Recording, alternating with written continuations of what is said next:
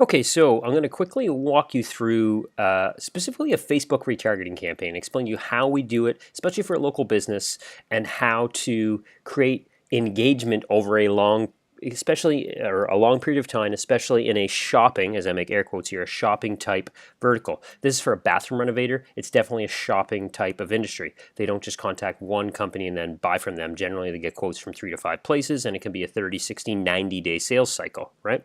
So here's what we do. There's two things that help us in this. One is the Facebook pixel on the client site. So this is the site here.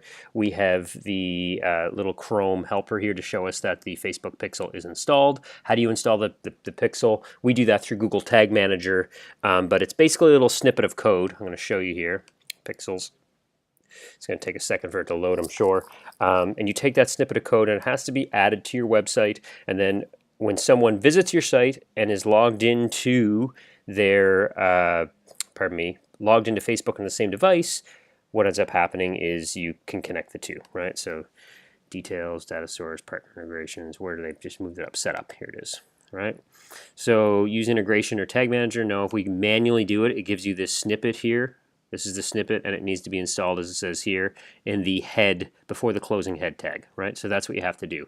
If you're on WordPress, there's lots of plugins that'll let you do this. If you're on Squarespace or some other tool, then you can generally add snippet codes the same way you can add analytics and things like this. If you can't, maybe consider switching platforms, possibly. But it's not the only way to get results doing this, because the other way we do this with a video, right? So this video here runs what we call, it's called cold. So we're running it to everybody in a geographical area. We're segmenting by age, but we're not segmenting by anything else than that, right? Segmenting by age. It's a simple video which was put together as a slideshow, right? This one was done using a tool called Animoto, but we get them done on Fiverr by people who use Adobe After Effects, or we build them in-house sometimes with Canva and things like this. But it's a super quick video. I'm not going to go all through it, but the idea is it goes through a whole bunch of different things. And our goal here is not to get people to click this, if you can believe it, right? You see, we pay about 2 cents per view. Over underneath audiences, our goal is to get people to watch at least 50% of this. Because if someone watches 50% of a 40-second video about bathroom renovations, they're either super bored or they're actually interested in what we're trying to show them. So what we'll do is we'll click here. We've got this 50% before. Oh, that's the before and after. I want the... There we go. 75% viewers. So 2,700 people. That's I believe a 30-day audience is my guess, right? So in the last 30 days, we've got 2,700 people that have watched 75% or more of that, right? Now, the other type of audience you can do is you can say, okay, give me people who have visited my landing page or visited my website in the last whatever it might be, 30 days, 7 days. How long do you make that audience? It totally depends on the sales cycle and buying cycle of your industry. I work with hotels sometimes. Hotels will make a 2-day audience because people want to book a room now, not a month from now.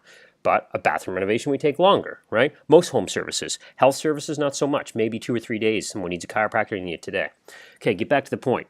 So our retargeting, you're going to see a bunch of, we've got 1, 2, let me just see what's active here. We've got 1, 2, 3, 4, 5, 6 active ads, right? You can see here, these are 180-day.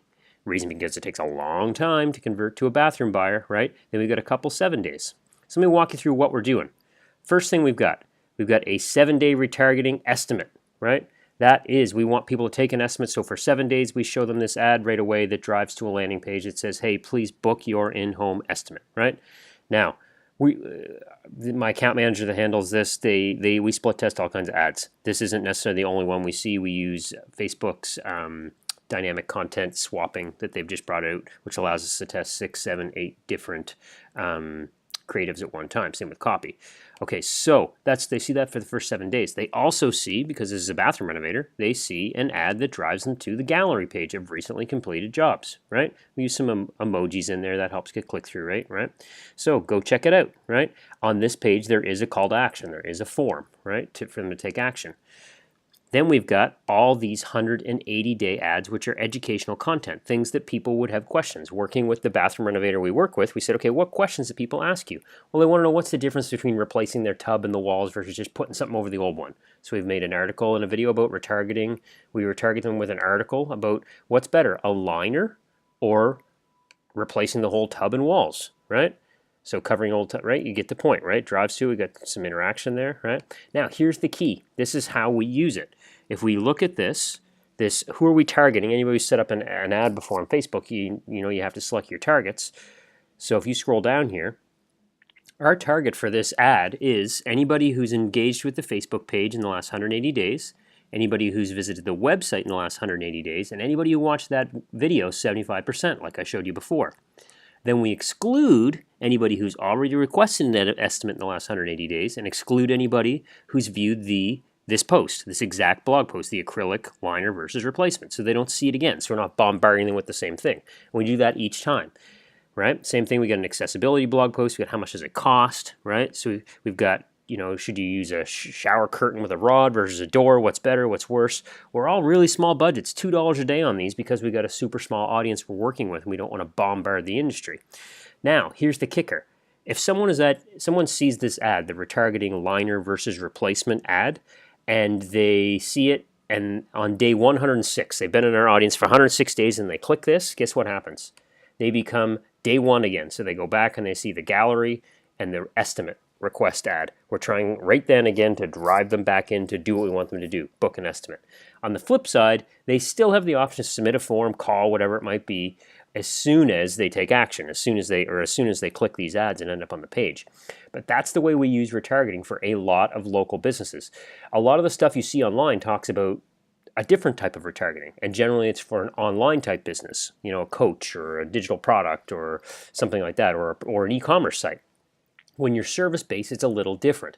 So a great way to do it, especially if your business is visual, is to start with a video ad, run that cold for whatever you can afford, $8-10 a day, and build up your warm audience. Build up the number of people who have engaged with your business over the last 30 to 60 days, and then retarget the crap out of them.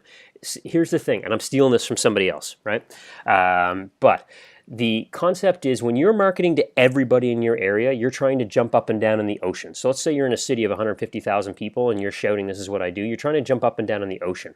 Not all those people give a crap about who you are or what you do, nor do they need what you have or what you sell or what you supply.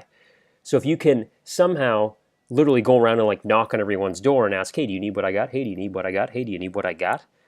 Well, that's what's happening here. These people that watch 75% of this video are telling us that. They're saying, I'm interested. Otherwise, they wouldn't have watched it. Then we invest our quality content and our time retargeting those people, right?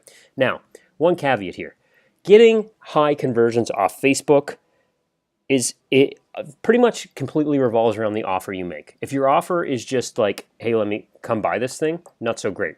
But if your offer is a great free in-home appointment, or, you know, and a story is, you know, we have a naturopathic doctor which gave a killer offer of like, come in, get this 360-degree video photo done of your face, which showed you all the skin damage you had on 3 different layers of your skin, and it took a half hour, and he sent you away with photos. It was great. It had value. It looked like it should cost $100 to do. People took that offer.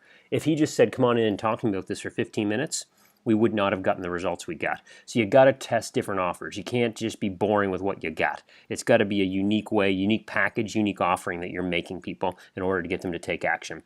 So it's the audience and it's what you've got. You want to jump up and down, like I say, in a puddle, not an ocean. And the puddle is the remarketing audience, the people who have recently engaged with your Facebook page, your website, and your previous videos or content.